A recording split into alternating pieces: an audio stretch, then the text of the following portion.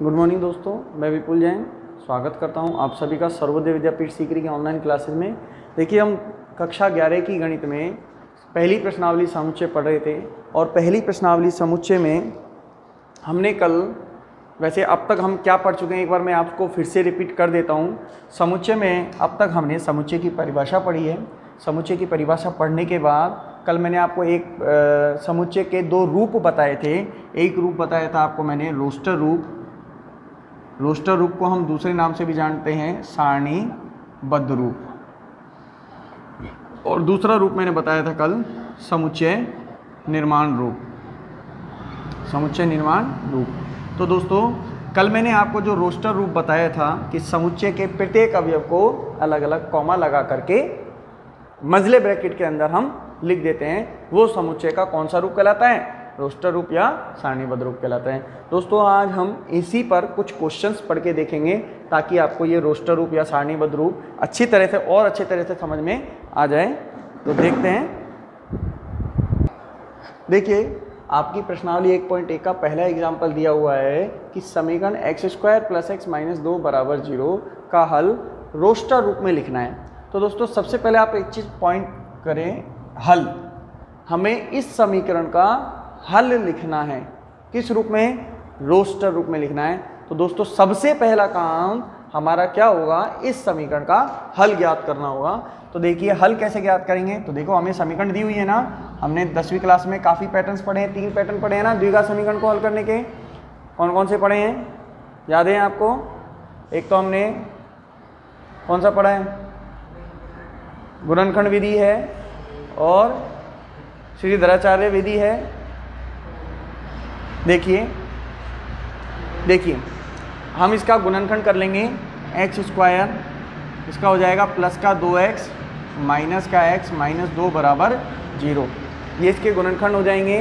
तो देखिए, 2 के जोड़े बनाएंगे। यहाँ से x कॉमन लोगे, यहाँ से बचेगा x + 2, आगे माइनस है। दोनों में से क्या कॉमन आ रहा है? इस समय कुछ भी कॉमन नहीं आ रहा है।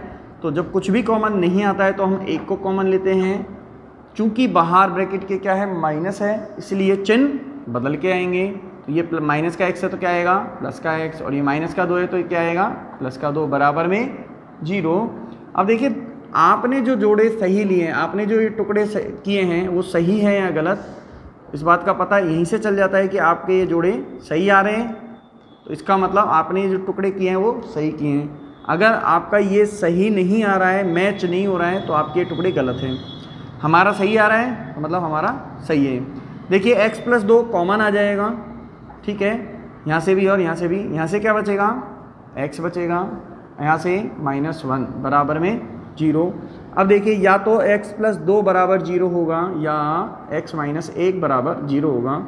यहाँ से x बराबर कितना निकलता है? -2। यहाँ से x बराबर कितना निकलता है? +1। तो दोस्तों, इस समीकरण के कितने हल निकले हैं? 2 हल निकले हैं। एक तो आया है -2 और एक आया है +1। तो देखिए, रोस्टर रूप में समीकरण का हल देखिए। जैसे मैंने इसके हल को a से प्रदर्शित कर दिया, तो रोस्टर रूप में मैंने आपको बताया था प्रत्येक अवयव अलग अलग लिखा जाता है, कॉमा लगा करके लिखा जाता है, बिना रिपीटेशन के लिखा जाता है। तो दोस्तों, हमारे पास 2 ही हल निकले थे। एक तो निकला था -2, एक निकला था 1। इन दोनों हलों को मैंने मंझले ब्रैकेट के अंदर अलग अलग कॉमा लगा करके लिख दिया है। तो ये कौन सा रूप हो गया? आपका रोस्टर रूप हो गया। उम्मीद है आपको ये समझ में आया होगा। दोस्तों, एक बार इसका स्क्रीनशॉट ले लीजिए आप। अगला सवाल देखिए दोस्तों, आपका अगला एग्जाम्पल 2 प्रश्नावली 1.1 का समुच्चय x, जहाँ इसको बोलते हैं सच दैट। क्या बोलते हैं दोस्तों? इसको सच दैट। सच दैट का मतलब मैं यहाँ लिख देता हूँ, इसको, इस वाले चिन्ह को यहाँ साइड में लिख देता हूँ कि इस चिन्ह को हम क्या बोलते हैं? सच दैट बोलते हैं। सच दैट का मतलब ये होता है इस प्रकार है कि, इस प्रकार है कि। तो ध्यान रखना दोस्तों, ये बार बार आएगा आपके प्रश्न में, इसलिए मैंने आपको इसका मतलब समझा दिया है। देखिए, हमारा एग्जाम्पल नंबर 2 है समुच्चय x, जहाँ x इस प्रकार है कि x एक धन पूर्णांक है। x क्या है? एक धन पूर्णांक है। जहां और दूसरी कंडीशन देखिए क्या दी हुई है, x square is less than 40, मतलब एक्स स्क्वायर का जो मान है वो 40 से छोटा है। इसको हमें किस रूप में लिखना है, रोस्टर रूप में लिखना है। तो दोस्तों मैंने आपको बताया था रोस्टर रूप में हमारे पास ए से लेकर के जेड तक अंग्रेजी वर्णमाला के 26 वर्ण होते हैं, तो आप कोई सा भी एक प्रयोग कर लो। मैंने ए काम में ले लिया, ठीक है। अब हम इसे किस रूप में लिखेंगे, मझले ब्रैकेट के अंदर लिखेंगे। देखिए अब इसके अंदर क्या क्या आएगा, x को लिखना है और उसका वर्ग 40 से कैसा होना चाहिए, छोटा होना चाहिए। ध्यान रखना, जैसे एक धन पूर्णांकों की बात कर रहा है, ध्यान देना दोस्तों, धन और पूर्णांक दो शब्द हैं। तो सबसे पहले मैं पूर्णांक से परिचय करवाऊं, तो पूर्णांक को आप जानते हो 0 + 1 2 डॉट डॉट डॉट और -1 -2 अनंत तक जाता है। जब हमसे बात करें पूर्णांक में भी किसकी, धन पूर्णांक की, तो ये सारी संख्याएं खत्म हो जाती है। कहाँ से स्टार्ट होती है गिनती, 1 से स्टार्ट होती है। तो धन पूर्णांक के अंदर आता है 1 से 2 1 2 3 और अनंत तक। अब इस धन पूर्णांक में भी हमें केवल वो वाले धन पूर्णांक लेने हैं जिनका वर्ग 40 से छोटा है। हमें दिया हुआ है कि x हमें वो लेना है जिसमें x² लेस देन 40 है। तो हमें x का मतलब हमें क्या लेना है, धन पूर्णांक। x का मतलब बताया हुआ है कि x का मतलब क्या है, एक धन पूर्णांक है, जहां पर x का वर्ग 40 से छोटा है। अब दिमाग लगाइए दोस्तों, कौन कौन से ऐसे धन पूर्णांक है, जैसे मैं लिख देता हूं 1 2 3 4 5 6 7 8 डॉट डॉट डॉट, ऐसे अनंत तक है हमारे पास धन पूर्णांक। तो देखिए क्या 1 का वर्ग 40 से छोटा है, 1 का वर्ग क्या होता है 1, जो कि 40 से छोटा होता है, तो इसका मतलब इसके अंदर लिखा जाएगा 1। आगे आ जाइए 2 का वर्ग कितना होता है 4 का वर्ग 2 का वर्ग 40 से छोटा होता है, तो इसका मतलब इसके अंदर आएगा 2। दूसरा कौन सा अवयव आ गया, 2। अब बात करेंगे हम 3 की। देखिए 3 का वर्ग, तो देखिए 3 के लिए पहले भी पता करो क्या इसका वर्ग 40 से छोटा है या नहीं। 3 का वर्ग मतलब 9, जो कि 40 से छोटा है, इसका मतलब इसके अंदर 3 भी आएगा। आगे देखिए, आगे लिखेंगे हम 4 को ट्राई करते हैं। तो 4 के लिए हमें क्या निकालना पड़ेगा, 4 का वर्ग। देखिए कितना आता है 16, जो कि 40 से छोटा है, तो इसके अंदर 4 भी आ जाएगा। आगे देखेंगे हम 5, तो 5 का वर्ग 40 से छोटा होना चाहिए, तो 5 का वर्ग देखा कितना है 25, जो कि 40 से छोटा है, तो इसके अंदर आ जाएगा 5। आगे देखिए 6 का वर्ग, देखिए 6 का वर्ग क्या है 36, जो कि 40 से छोटा है, तो इसके अंदर 6 भी आ जाएगा।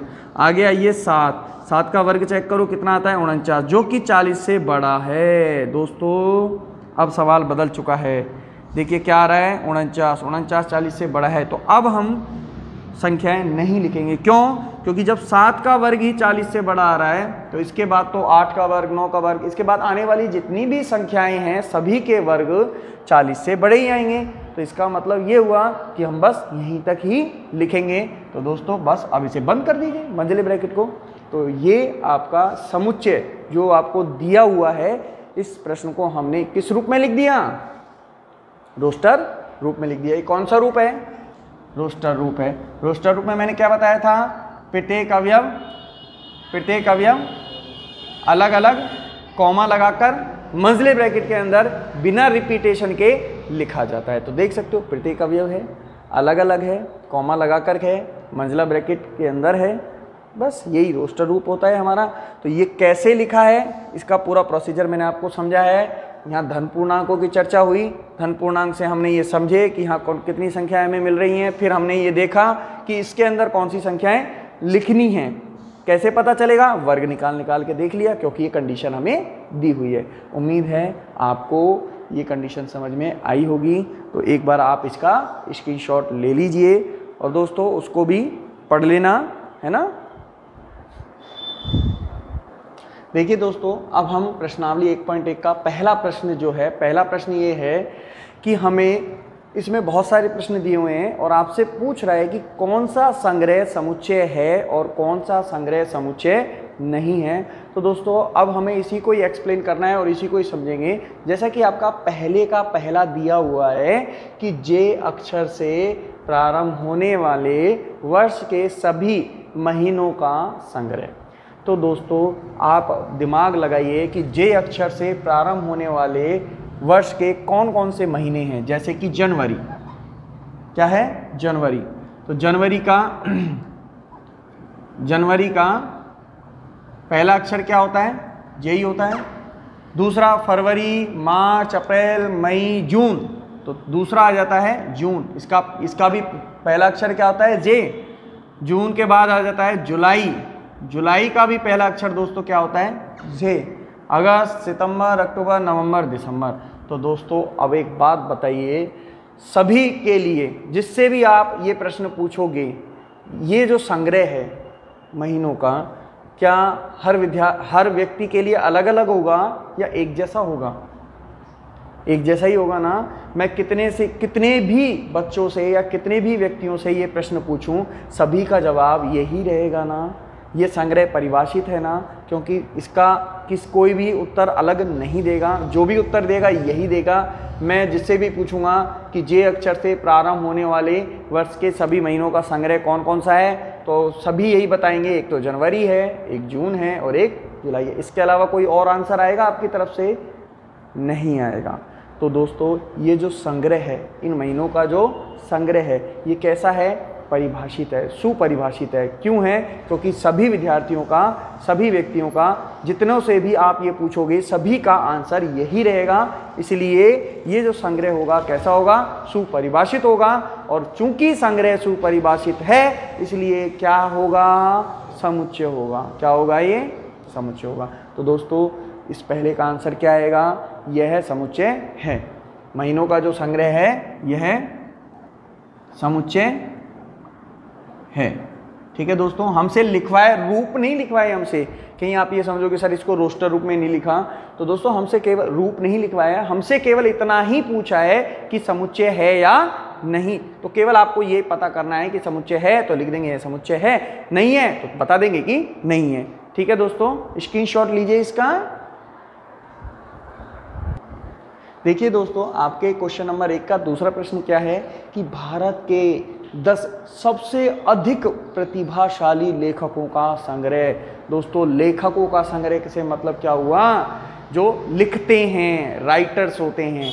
अब एक बात बताइए, किसी को कोई राइटर पसंद होता है, किसी को कोई राइटर पसंद होता है। मैं जितनों से भी पूछूंगा सभी के उत्तर अलग अलग मिलेंगे। क्या सभी के उत्तर एक जैसे मिलेंगे इस वाले प्रश्न में? नहीं मिलेंगे, क्योंकि 10 लेखक, पहली बात देखिए 10 लेखकों का नाम हर व्यक्ति अलग अलग तरीके से ले सकता है, क्योंकि 10 लेखक किसी ना किसी की नज़र में अलग अलग ही मिलेंगे। क्योंकि हम इसका कोई मापदंड तो होता ही नहीं है कि इसका कोई मीटर होता हो, पैमाना होता हो नापने का, हाँ भाई ये है, ना ही ये कोई फिक्स है, ना ही हम कहीं किताब में ये पढ़ते हैं कि हाँ ये 10 सबसे प्रतिभाशाली लेखक हैं। तो दोस्तों ये चीज़ें क्या है, फिक्स नहीं होने की वजह से इनका जो संग्रह है सुपरिभाषित नहीं है।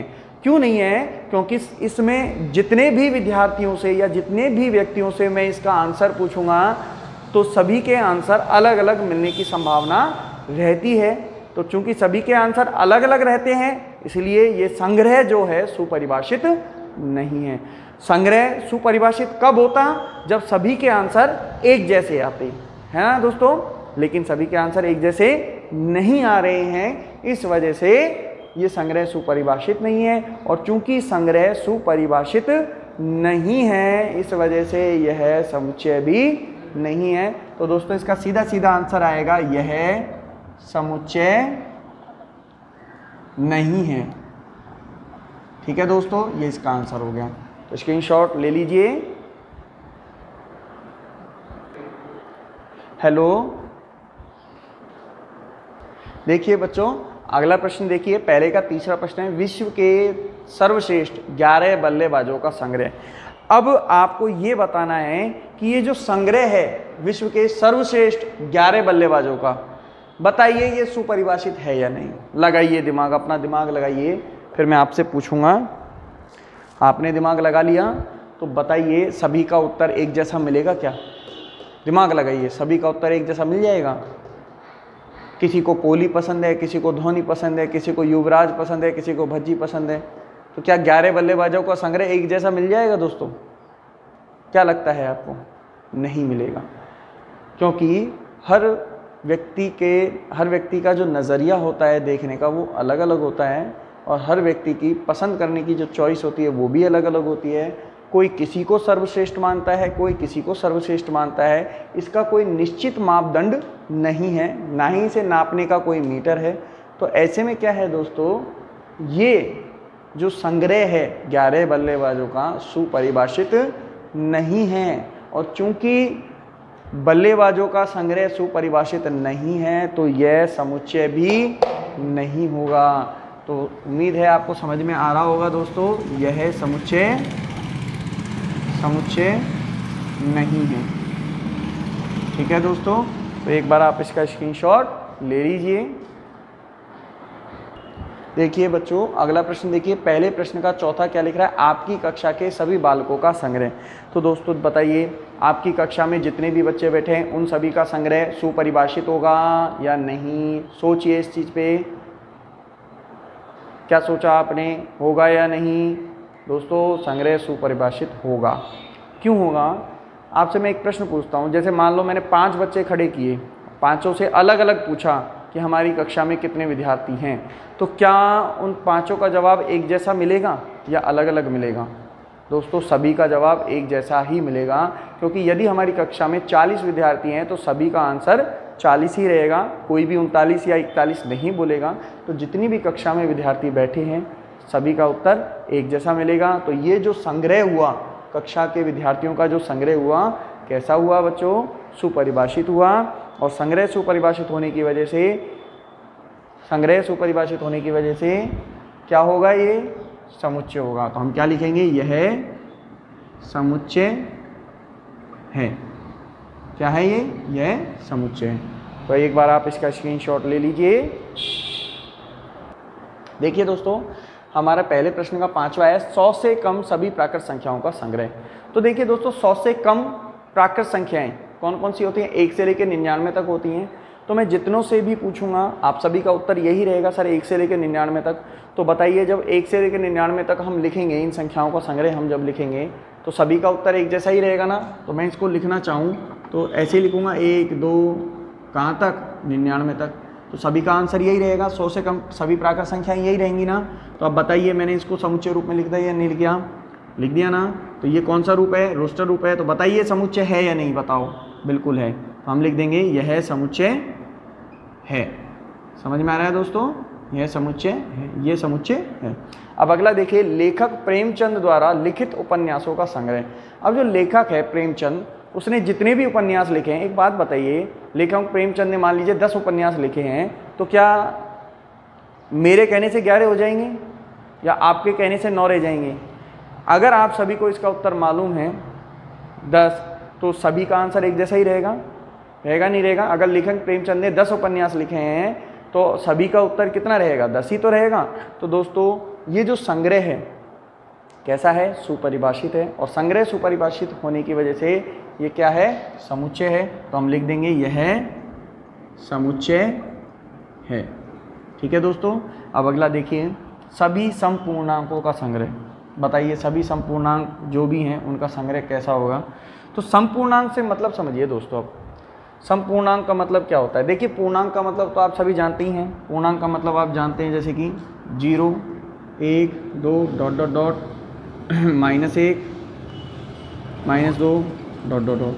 अब देखिए दोस्तों, ये जितने भी पूर्णांक हैं ये सारे पूर्णांक हो गए, लेकिन हमसे सारे पूर्णांकों की बात थोड़ी ना कर रहा है, केवल समपूर्णांकों की बात कर रहा है। अब समपूर्णांक किसे कहते हैं? सम संख्या किसे कहते हैं? पहले तो ये समझिए, वे संख्याएं जिनमें 2 का पूरा पूरा भाग चला जाता है कौन सी संख्याएं कहलाती हैं? संपूर्णांक, सम संख्याएं कहलाती हैं। सम संख्याओं में अब हमसे कौन सी कह रहा है? समपूर्णांक। तो इनमें वो संख्याएं छांट लो जिनमें 2 का भाग पूरा पूरा चला जाए, जैसे कि 0 2 4, आगे अनंत तक ऐसे बहुत सारी संख्याएं मिलेगी। माइनस में देखें तो -2 -4 और आगे -6 -8, ऐसे बहुत सारी संख्याएं हमारे पास हैं। तो बच्चों एक बात बताइए, क्या ये संग्रह सभी के लिए अलग अलग होगा या एक जैसा रहेगा? सभी के लिए एक जैसा रहेगा। आप पढ़ लो तो भी एक जैसा रहेगा, कोई और पढ़ ले उसके लिए भी एक जैसा रहेगा, या मैं पढ़ा लूँ तो मेरे लिए भी एक जैसा रहेगा। तो दोस्तों ये जो संग्रह है कैसा है? सुपरिभाषित है। और संग्रह सुपरिभाषित है तो बताइए सभी समपूर्णांकों का समुच्चय क्या होगा? संग्रह क्या होगा? समुच्चय होगा। तो हम लिखेंगे यह समुच्चय है। ठीक है दोस्तों। अब अगला प्रश्न है, इस अध्याय में आने वाले प्रश्नों का संग्रह। तो इस अध्याय में जितने भी प्रश्न आए हैं मान लीजिए हमारी किताब के अंदर इस प्रश्नावली में मान लो 100 प्रश्न हैं, तो एक बात बताइए, क्या ये 100 प्रश्न किसी और के लिए ज़्यादा हो जाएंगे? बताइए। जितनों से भी मैं पूछूंगा आप सभी गिन करके बता सकते हैं। 100 हैं तो आप सभी 100 ही तो गिनोगे, 99 थोड़ी ना गिनोगे या 101 गिनोगे। अगर आपकी प्रश्नावली में 100 प्रश्न हैं तो वो 100 ही रहेंगे। तो बताइए सभी का उत्तर एक जैसा रहेगा या अलग अलग रहेगा? एक जैसा रहेगा। और उत्तर एक जैसा है तो वस्तुओं का संग्रह, ये जो प्रश्नों का संग्रह है ये कैसा है? सुपरिभाषित है। और प्रश्नों का संग्रह सुपरिभाषित है तो इसका मतलब ये क्या हुआ? यह समुच्चय है। समझ में आ रहा है दोस्तों? अब लास्ट है विश्व के सबसे अधिक खतरनाक जानवरों का संग्रह। इस प्रश्न को मैं आपको करने के लिए छोड़ रहा हूँ, आप इस प्रश्न को आज दिमाग लगा करके करना, मैं इसका आंसर आपको कल बताऊँगा। तो दोस्तों आज के लिए बस इतना ही, धन्यवाद।